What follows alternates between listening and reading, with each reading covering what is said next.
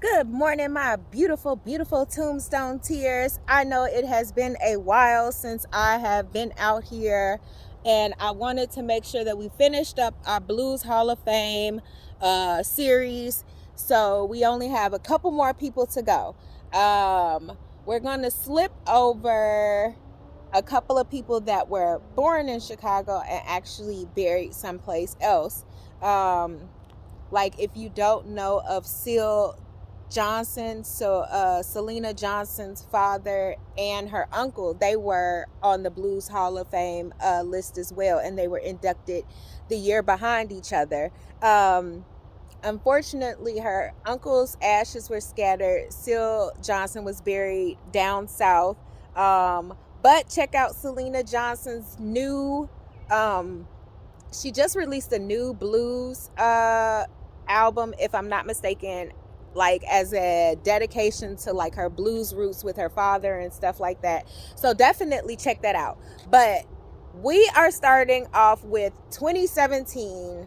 And we got another live one, y'all. We got another live one. So unfortunately, there is no gravestone for this person because they are alive, and y'all know how much I like it. So if you have not seen our full video when we did before we did Oakwood Cemetery, which is where you see me out here today. We're at Oakwood Cemetery. There's a couple videos that I've done on Oakwood. So we have done Oakwoods where we've seen Ida B. Wells Barnett. We've seen Jesse Owens. We've seen Harold Washington. I just passed by him today. We went in the, what do you call it? We went into the, oh Lord, the mausoleum where we saw Georgia Tom Dorsey, who's also on this list. We saw Fluky Stokes and the Wimp. Big, what do you call it? Big Jim Colosimo. He's like over that way. I'm trying to think who else. Oh, I also went to go visit the graves of, who else was here? Junior Walker was here, who we visited before. We went to go visit the grave of little brother Montgomery over that way. Who else did we visit? We visited the grave of Ben Wilson, the basketball star who was killed at the age of 18. He was number one in the country. He's also over that way. There's so many people here. Enrico Fermi, who worked for the University of Chicago and also Nobel Peace Prize winner. Although I don't know how you could do nuclear energy and talk about peace, but here we are. What else? Let me think.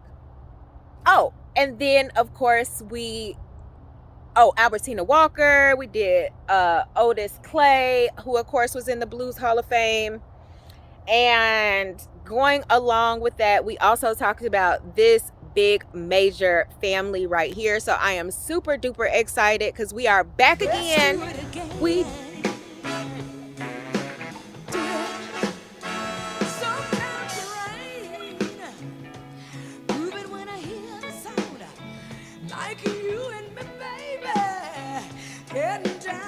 sounds around. Oh, the smell of the morning flower as we pass away the hours. I wanna do it again, do it again, do it. Let's do it in the morning. Sweet breeze in the summertime. In your sweet face, all laid up next to mine. Sweet love in the midnight. Good sleep comes on. Just getting good, just getting good, just getting good love. Do it again, do it again, do it.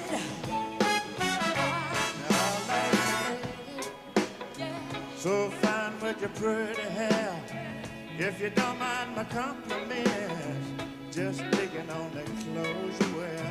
I'm just a man now, don't you fear? I can live in there, don't you hear? I wanna do it again. Do it again. Do it, do it, do it again. Oh, hey.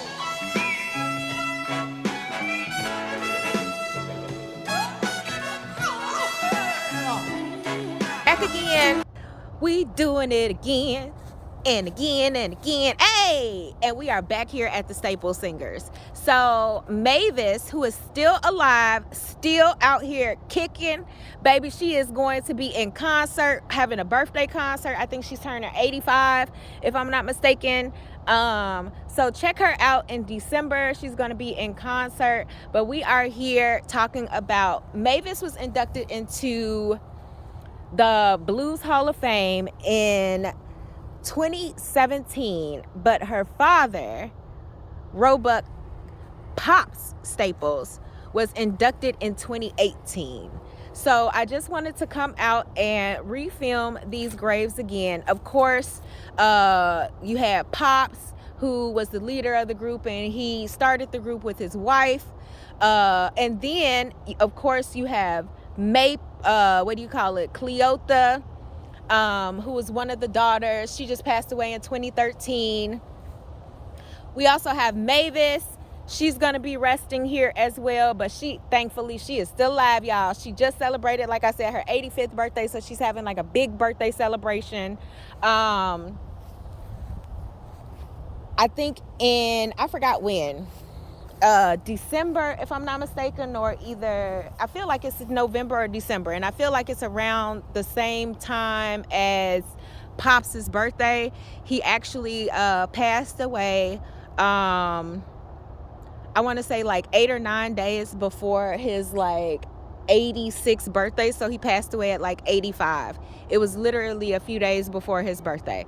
But like I said, we have Mavis's future grave over there, but we want to make sure that she lives a long, long, long time. We have their aunt.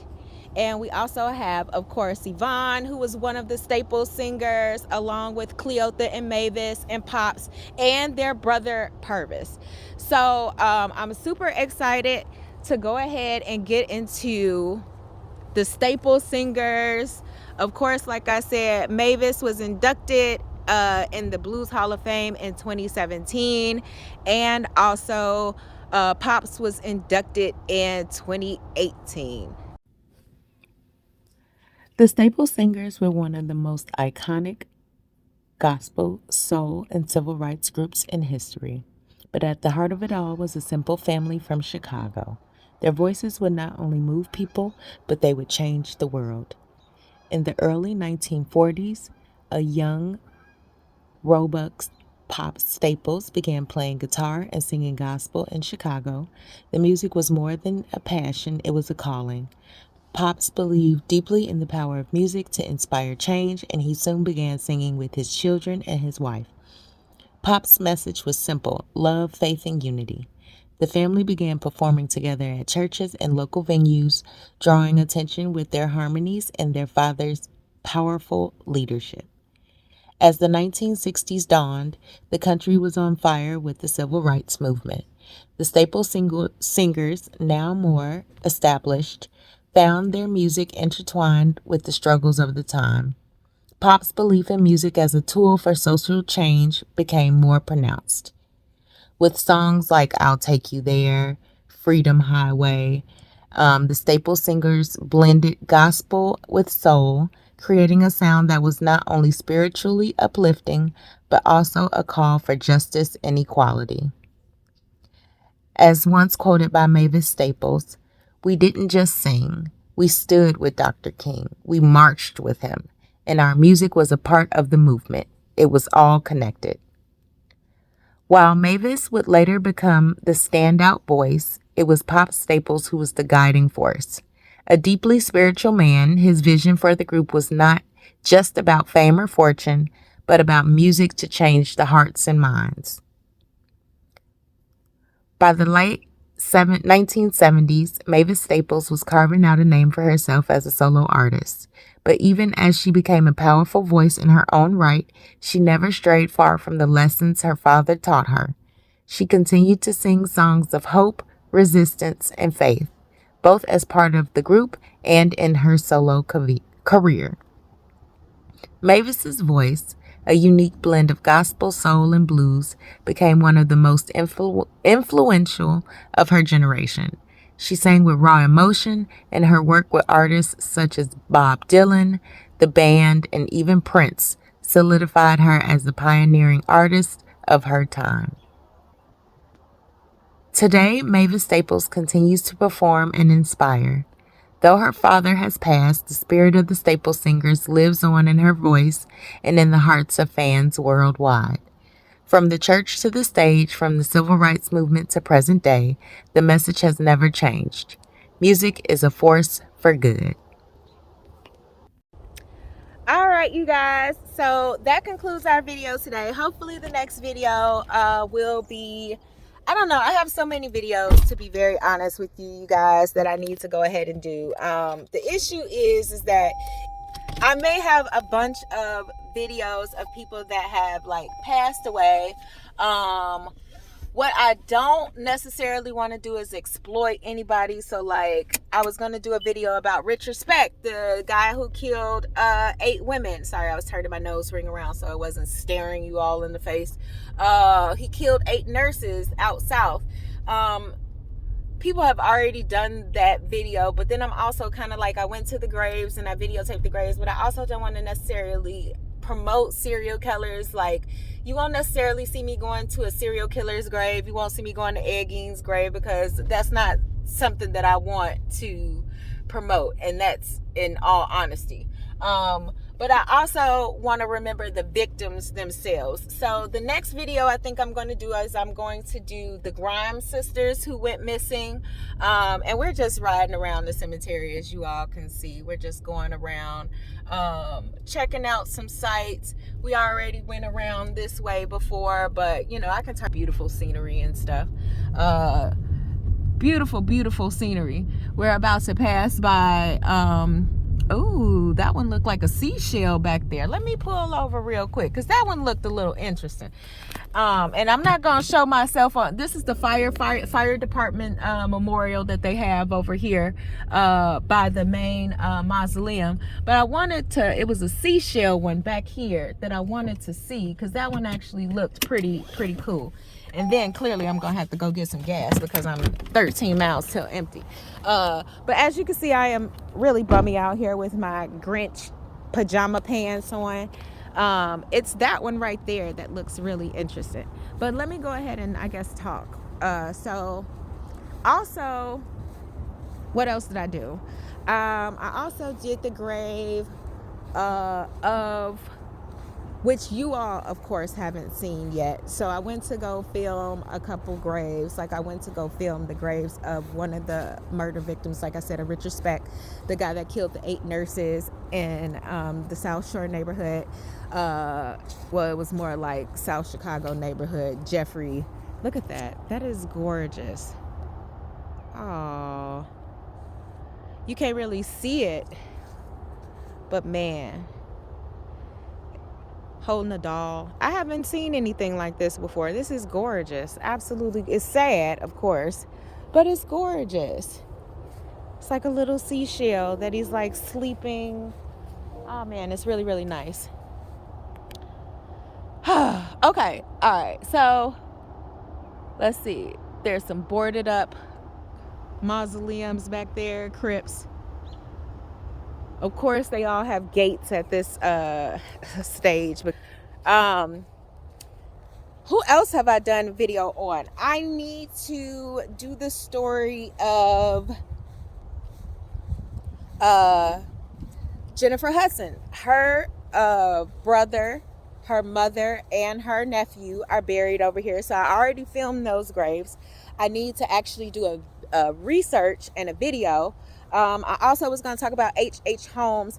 The issue is that I'm shooting most of this stuff myself. So some things you just don't want to necessarily like be out in some of these neighborhoods by yourself. Especially because I'm small and mighty. I'm small yet mighty. So once I find a person to help me film, and then sometimes, you know, just walking outside in the middle of you know, the cemetery with a camera is also slightly like disarming, I will say that. So there's also that. Oh, they must be remodeling it, because there's some They must be doing construction or something because there's boarding over the door. But yes, so now we're leaving. Beautiful, beautiful. Oh, look, somebody's taking a walk. It's a beautiful neighborhood, don't get me wrong, inside of the cemetery. But once you get outside of the cemetery, baby, that's a totally different world. So now I'm about to attempt to go find some gas. I hope that you all enjoy the next video. The next video will be of Carrie Bell. He was inducted into the Blues Hall of Fame in 2023. Yes, 2023.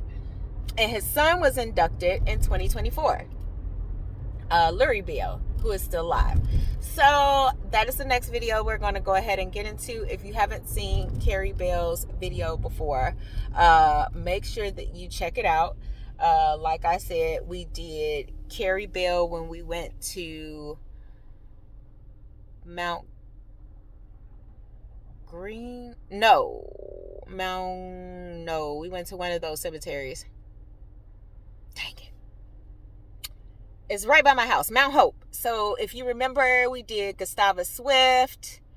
We talked about Percy Harris and Melvin Jones. Both of those were the founders and presidents of the Lions Club International and also the Rotary Club.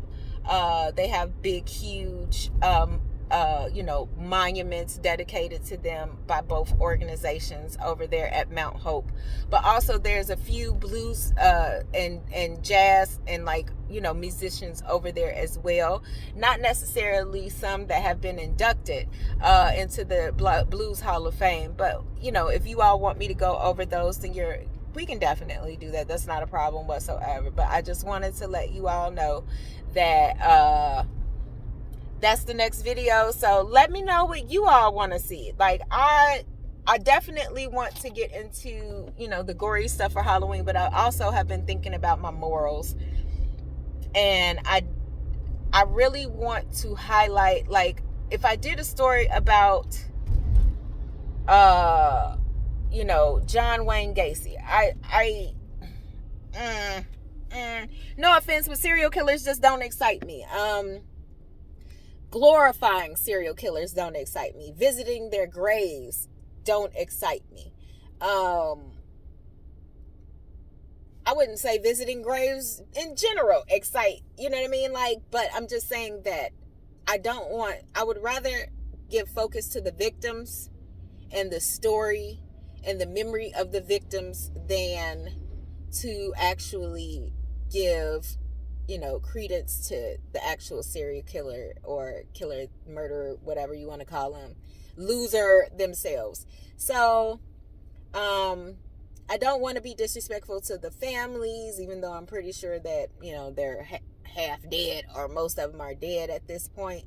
But I do want to tell the stories because these are a bit of Chicago history that we're learning.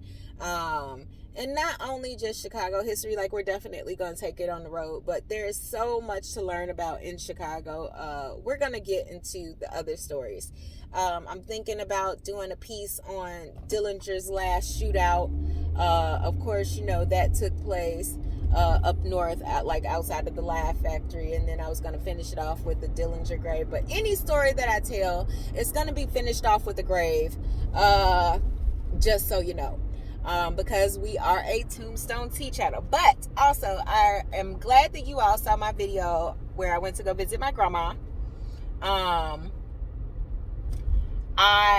am going to go visit my great grandma, and both of those women were women who raised me. So I'm going to actually go visit my great grandma. Her birthday is this Sunday coming up, and so I was thinking about making putting a little flower arrangement out there, building her a little garden in front of her tombstone.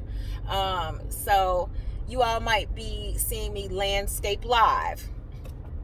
And now that this video is 9 minutes, I'm just gonna go ahead and let this ride on out because clearly I have talked way too long, people. I want to thank you all again for rocking with us and rolling with us all year. This has been a wonderful year. We have been trying to give you some awesome content that you can learn from or just refresh your memory. If you haven't checked out our past videos, definitely check out our whole Blues Hall of Fame series that we've done at the cemetery. We did a video on Showman's Rest. Make sure you check that out. Also, check out our video that we did of Graceland Cemetery. We covered about 40 graves.